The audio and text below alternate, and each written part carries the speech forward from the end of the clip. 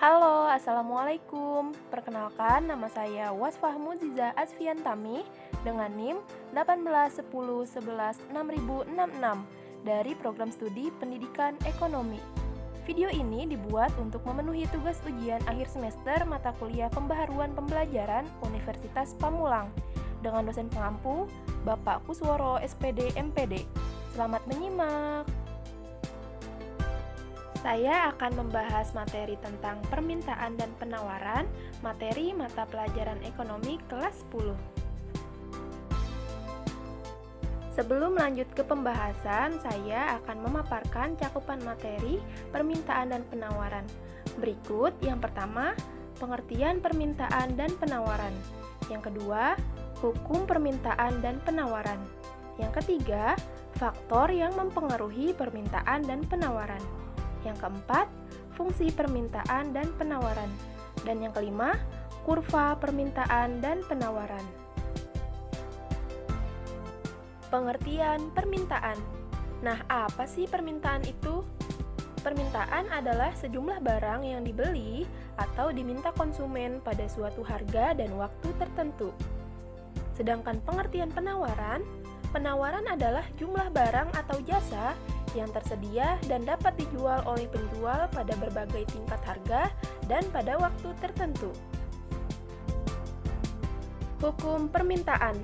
Bunyi dari hukum permintaan yaitu semakin rendah harga suatu barang, maka akan semakin tinggi permintaan barang tersebut.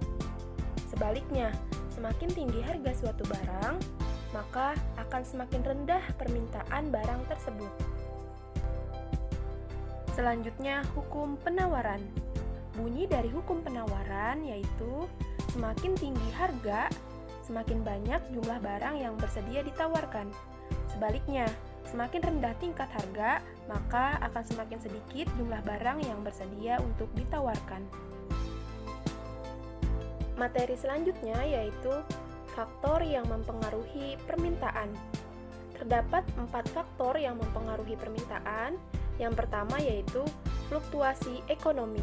Fluktuasi ekonomi adalah gejala tumbuh atau menyusutnya pendapatan nasional atau naik turunnya harga-harga barang dalam suatu pasar. Fluktuasi ini terjadi karena dinamika pasar karena adanya perubahan supply dan demand. Kedua, tingkat pendapatan dan jumlah penduduk. Yang ketiga, harga barang yang dituju dan harga barang substitusi. Dan yang keempat, selera penduduk dan faktor-faktor dari lainnya. Selanjutnya, yaitu faktor yang mempengaruhi penawaran. Kurang lebih terdapat 6 faktor yang mempengaruhi penawaran. Yang pertama, harga barang itu sendiri. Yang kedua, harga barang lain. Yang ketiga, biaya produksi. Yang keempat, harga sumber daya. Yang kelima, tingkat teknologi yang digunakan. Dan yang keenam, perkiraan harga di masa depan. Fungsi permintaan dan penawaran. Fungsi permintaan dalam ilmu ekonomi adalah sebuah fungsi yang menunjukkan hubungan dengan harga barang dengan jumlah barang yang diminta oleh masyarakat. Sedangkan fungsi dari penawaran adalah fungsi yang menunjukkan hubungan antara harga dengan jumlah barang yang ditawarkan. Kurva permintaan. Kurva permintaan adalah penggambaran dari pernyataan tersebut yang dituangkan ke dalam gambar untuk memudahkan pemahamannya. Kurva ini mempunyai gradien atau kemiringan atau slope negatif. Artinya, slope pada kurva ini menurun dari kiri ke atas ke kanan bawah. Hal ini menunjukkan bahwa hubungan antara harga dengan permintaan adalah berbanding terbalik. Untuk menggambarkan kurva permintaan, dapat kita lihat pada tabel di bawah ini. Setelah kita mengetahui harga dan jumlah permintaannya, kita bisa buat kurva dengan bentuk seperti di samping berdasarkan dari tabel tersebut.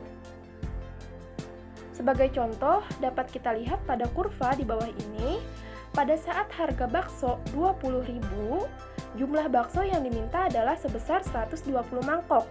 Atau kita lihat pada titik A pada kurva permintaan. Ketika harganya turun menjadi 18.000, mengakibatkan bertambahnya jumlah bakso yang diminta dari 120 mangkok menjadi 140 mangkok. Dapat kita lihat pada titik A pada kurva permintaan bergerak ke kanan yaitu titik B, dan seterusnya. Jadi kesimpulannya, yang membuat kurva permintaan bergerak hanyalah harga barang tersebut atau harga barang itu sendiri. Kurva penawaran. Kurva penawaran adalah kebalikan dari kurva permintaan. Jika harga suatu barang naik, maka barang yang ditawarkan juga akan naik. Begitulah bunyi hukum pada kurva penawaran. Kurva ini memiliki gradien atau kemiringan atau slope positif, artinya slope pada kurva ini berjalan naik dari pojok bawah kiri ke pojok kanan atas. Untuk menggambarkan kurva penawaran, coba kita lihat pada tabel di bawah ini. Setelah kita mengetahui harga dan jumlah penawarannya, maka kita bisa membuat kurva seperti pada tabel di bawah ini. Sebagai contoh, dapat dilihat pada kurva penawaran di bawah ini, pada saat harga bakso 16.000, jumlah bakso yang ditawarkan adalah sebesar 160 mangkok. Dapat kita lihat pada titik C pada kurva penawaran. Ketika harganya naik menjadi 18.000, mengakibatkan bertambahnya jumlah bakso yang ditawarkan dari 160 mangkok menjadi 180 mangkok.